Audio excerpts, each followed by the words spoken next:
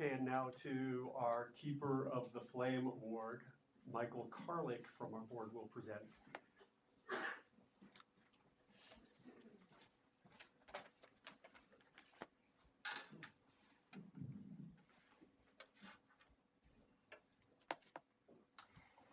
The Keeper of the Flame Award is a recognition of career achievement. It encompasses the excellence of a journalist's work, their contributions to the profession, their dedication to ethical and responsible journalism, and their mentorship of younger journalists. Linda Carpio Shapley is receiving this award today.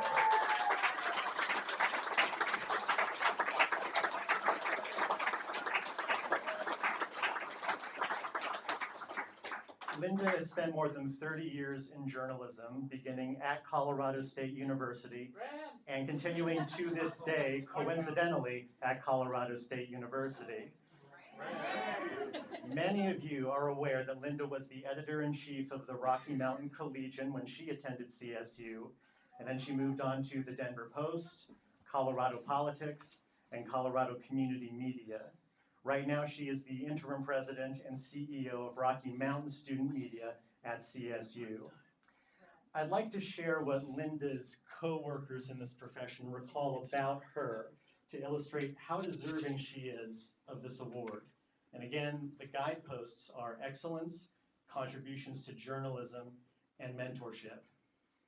Noelle Phillips of the Denver Post said she still describes Linda as a glue person, meaning someone who holds everyone together, looking out for everybody, making sure people are treated fairly and rewarded for hard work.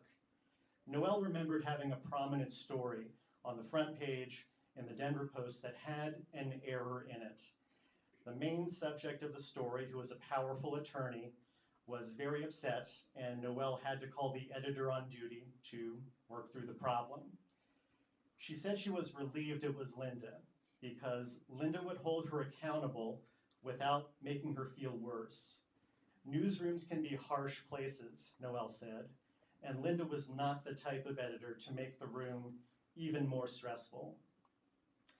Gregory Moore, who was the editor of the Denver Post for 13 years, said Linda was critical to the redesign and management of the state's largest newspaper. She helped devise a security system for the Post's building downtown during the Occupy Denver protests. She created a front-page graphic commemorating September 11th that listed the names of everyone who died with the shading of the words recreating the Twin Towers. And when a man murdered a dozen people in an Aurora movie theater and the Post worked round the clock, Linda played an important role in pushing out information to readers and making sure everyone working remotely had the resources they needed. That coverage ultimately won the Pulitzer Prize. Greg also remembered that Linda wasn't shy about telling him when he was wrong, and he appreciated that. He also appreciated her creation of something called Denver Post University, which trained staff on the cutting-edge technology of the time, like Twitter and Facebook and video. Linda would explain to veteran reporters that if they didn't learn these skills, they could get left behind.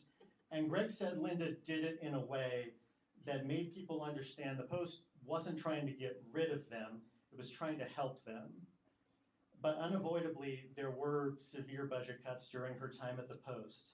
Leanna Efert, who is Linda's friend and former co-worker at the Post, said Linda agonized about the hard choices to lay people off. But Leanna thought it was nice to have someone in management who knew how disruptive this was for people and who wanted what was best for them.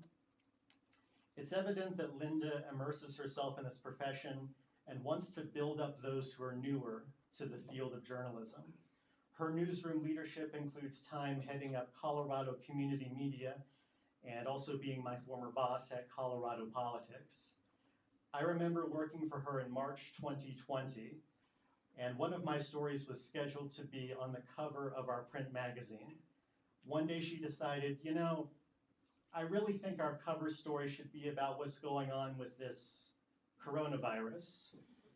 And that ended up being the right call. I also remember how supportive she was when I proposed collaborating on a story with another early career reporter completely outside of our media outlet. She thought it was a great opportunity to work across competitors, and she was even willing to get on the phone with us at 8 p.m. on a Saturday because we got word the Denver Post was also working on the same story we were. And the two of us reporters and Linda went line by line on the phone to fact check and edit our version of the story so that we'd be ready to publish at a moment's notice if the Post beat us. In the course of this nominations process, a lot of people wanted to talk about Linda. Elena Alvarez of Axios said her grit is what has caused multiple newsrooms to succeed. Vince Bzdek of the Gazette said she puts the people who work for her first. Lynn Bartles said she is an expert in so many of the areas needed to run a newsroom. Hannah Metzger of Westward told me 15 minutes ago that Linda provided her a welcoming introduction to the journalism profession, and that set her up for success. The SPJ chapter board had multiple accomplished nominees for this award, but we have selected Linda because she exemplifies all of the pillars of the Keeper of the Flame: contributions to the profession, dedication to journalistic excellence, and being a mentor to those entering this field. Please give a hand to Linda Carpio Shapley.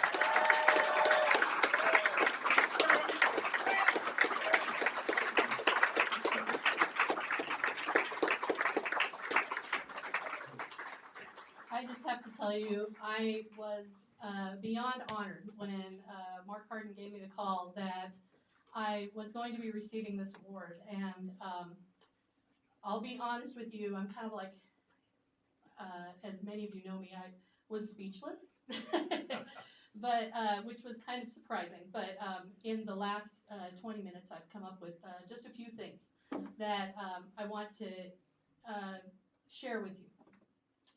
So essentially, I think that there are a lot of quotes that I, throughout the course of my time at the Post, at Colorado Politics, and all of the newsrooms that I've worked on, that I have a tendency to come back to in terms of what's really important to me. The first one, I'm going to mangle this, and Rosana was kind of help coaching me through this, but one of them is, dime con quien andos y dire quien eres, which means tell me who you walk with, and I'll tell you who you are.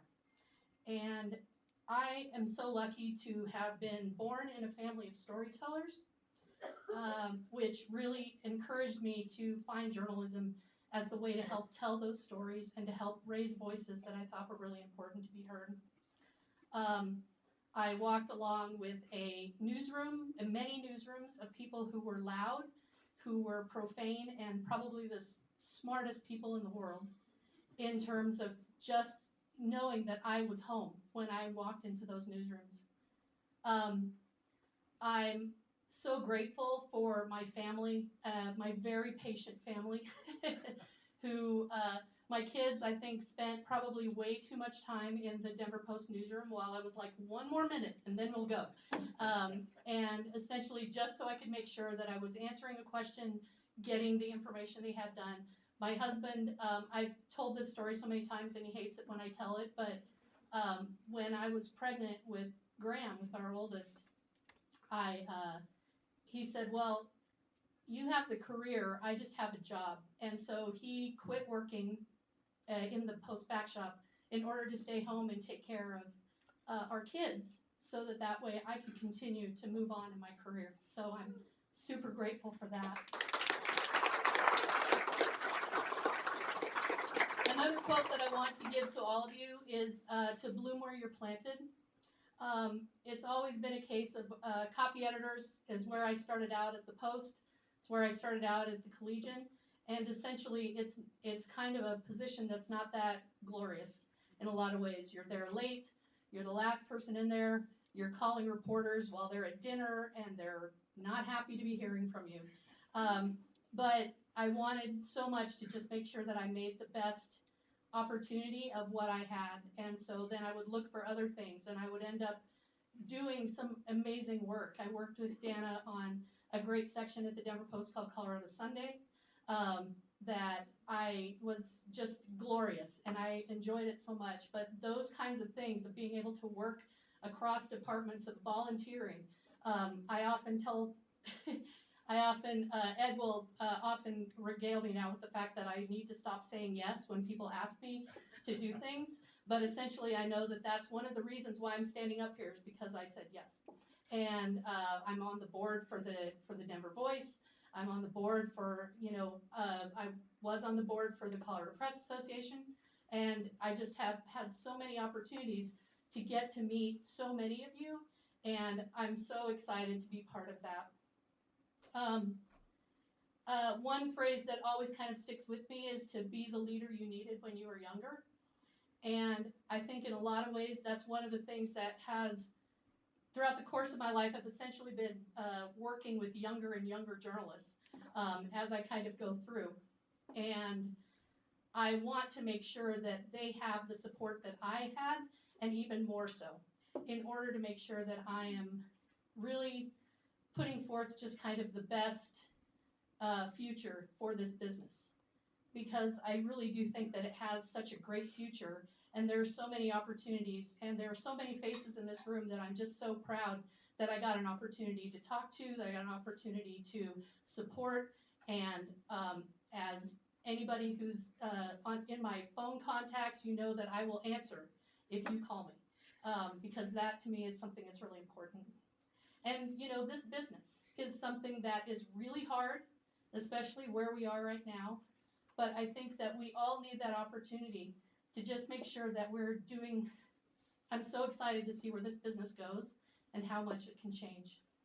And so, as keeper of the flame in a fire season, I'm going to try really hard to make sure that I'm keeping it within my hearts.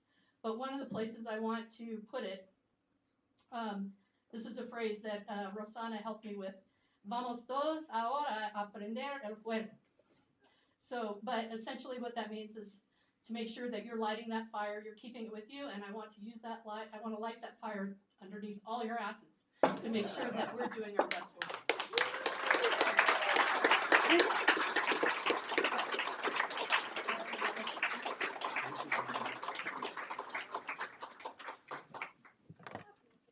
Prior to the job I have now, Linda was my boss at CCM. I just wanted to say that. And that the board's decision to give her this award was completely unanimous. We see that as just a celebration of the great support that she's given journalists over the years.